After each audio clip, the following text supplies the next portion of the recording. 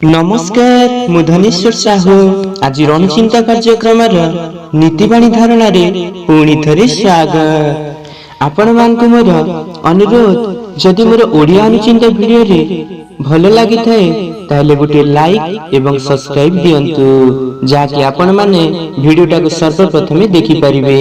आशा आज हमें ओडिया अनुचिंता विषय रे किछि महत् बाणी सुनि नेबा।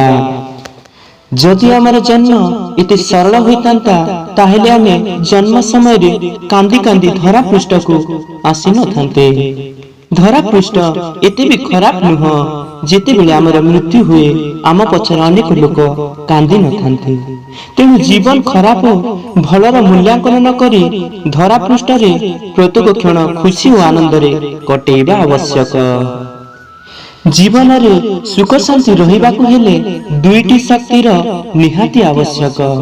गोटे हेला सहिबा शक्ति और अन्यटी बुझिबा शक्ति। एहाकु जे पाइछि से सुख शांति रे रहिछि।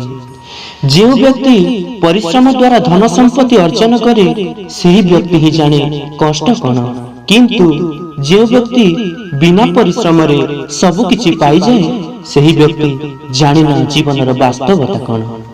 मूल्य मूल्य पानी रे न थाए, मूल्य शोषरे ही थाए।